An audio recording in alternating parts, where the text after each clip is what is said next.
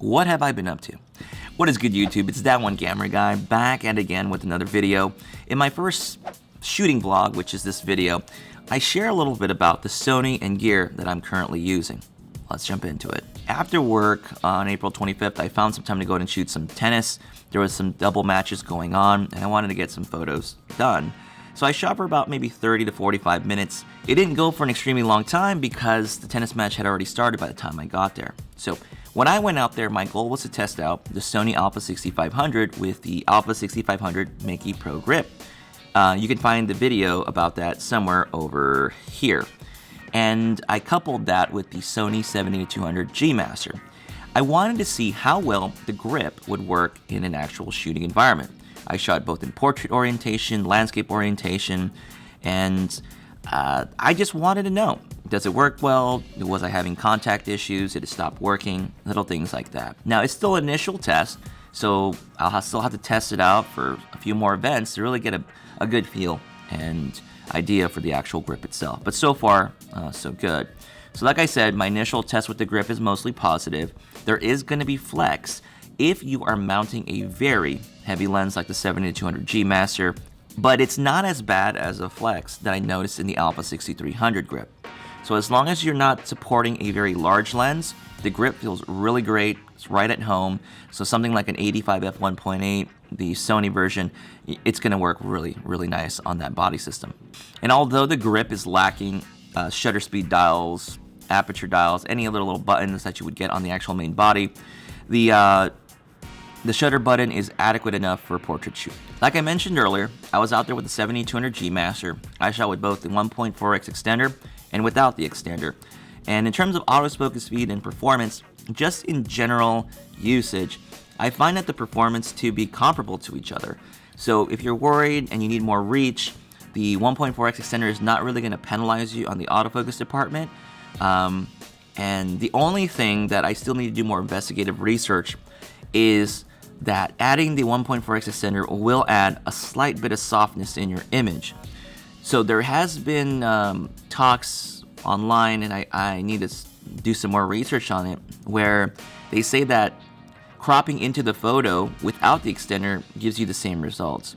I don't agree with that. I definitely have to test that out, but just something to keep in mind when if you're considering getting the extender. When I usually go out to these events, I usually bring a variety of different items, cameras, and lenses so I can test things out while I'm out there. I brought with me the Sony 18-105 f4, a lens that I've been meaning to do a review for, but I just haven't got a chance to. I just went primarily to test out some of its video features, record some slow motion, record some 4K with that lens. Now, as far as the Sony 18-105, I get this question a lot. Should you get the 18-105 or the 16-70? My ultimate recommendation is if you want something portable and travel light, get the 16-70. If you want something that's primarily for video and some photography, get the 18-105. And here's why. If you take a look at the example footage that I'm showing you right now, you're going to see that the 18mm end is actually pretty wide. You can actually get a lot in your actual video clip. It's like really, really out there.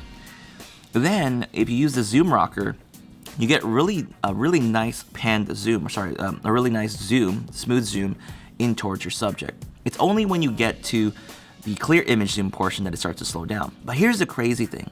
If you look at the video footage that I shot in 4K, I don't really notice any huge quality loss as soon as you get to 2x, really, in my opinion. And if you're just doing general video, I really think the 18-105 is the best portable lens kit if you're shooting general videography of events. So again, it goes really wide, it zooms in. So for example, you go to 18, you go to 105, and then with the clear image zoom, you get up to 2x. So that lens is getting an effective reach of up to 210 millimeters. So I was like 2 courts down, and I was able to zoom in on the other tennis athletes all the way on the other side. So again, this lens is great for that kind of work. And I think if you just do general videography and record stuff in general, this is a lens you definitely don't want to be without. Because if you have the 16-70, which I do have, and I don't really use it much, I loaned it out to my brother, when you're trying to zoom the lens, it shakes the camera. But because you have a zoom rocker and there's no extension, the lens doesn't extend out, you're able to get really smooth zooms. And it's really great. And then the continuous autofocus on the camera, it just adds butter to whatever you're doing already. I also recently picked up the Peak Design 30L. I mentioned this in the Monday live show with Jason Vong, which you can find over here. And I've been meaning to get a replacement bag for my, because I did my what's in my camera bag and I showed off my Amazon DSLR bag. I got a lot of flack from people who were saying, you know, you're putting a lot of expensive gear, this bag doesn't really have any support, and I agree, the Amazon bag that I have, if I drop that bag, it's pretty much gone. You know, my equipment's gonna get some issues, it's gonna have some problems. So I picked up the Peak Design 30L bag based on some recommendations from Jason Vong, and so far I really like it. The quality material is really nice, and it's a small form factor bag, even though it's a little bit bigger than the typical 20L. It fits a lot of material, it fits a lot of stuff in there, but it still feels like a small bag. So I was able to get my A7R2, 7200 Gmaster, my 2 extender lenses, my 18-105, the 85, another camera body, the Alpha 6500, the 10-18, the Zeiss 55, and I was able to pack my Dell Alienware, which is a bit thicker of a laptop. I was able to get a couple of other items in there. And as long as you pack everything right, you can get a lot of stuff in those bags, and highly recommend it. But I'm going to be testing it out for this entire year that's coming up, well, starting when I got it for a whole year, and giving you my feedback at the end of what I think about it. But so far, so good. I really like the bag. It feels very secure around my back, and solid bag. One final little thing that I was looking at was this eye cup piece that you noticed in the actual B-roll footage I was showing you. I got it from a seller on eBay. Actually, this person hit me up on YouTube and mentioned this product for me. And I've been having issues shooting in the bright day sunlight. For example, I had shot swimming not too long ago, and I was actually having issues with my Alpha 6500 trying to see through the viewfinder, or the EVF.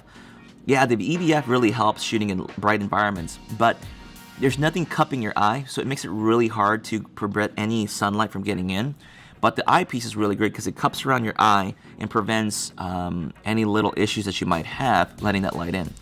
So I just tested it out for that one event so far. So far it works really good, really like it. And I'll just be testing it out, testing it out for the next few months, seeing how well it does, and I'll give you an update and a final review later on. That's it as far as the gear and equipment that I've been using. If you want to support the work that I do, I have affiliate links down below to almost all the products that I mentioned in this video, if you want to go ahead and use those links. And these short little vlogs that I'm doing is meant to keep you, as the viewers, in the loop of what I'm doing and sharing with my equipment. Now, these segments are going to be in between my reviews and my live shows with Jason Vong. And if you like them, don't forget to like and subscribe. I'd really appreciate it. And if you'd like to catch another video from me, click somewhere over here. And if you want to keep up with everything I do, go ahead and subscribe over here and make sure to activate the bell to find out when the next video pops up. And with that said, I'm your host, That One Camera Guy, and I'll catch you on the next video. Bye.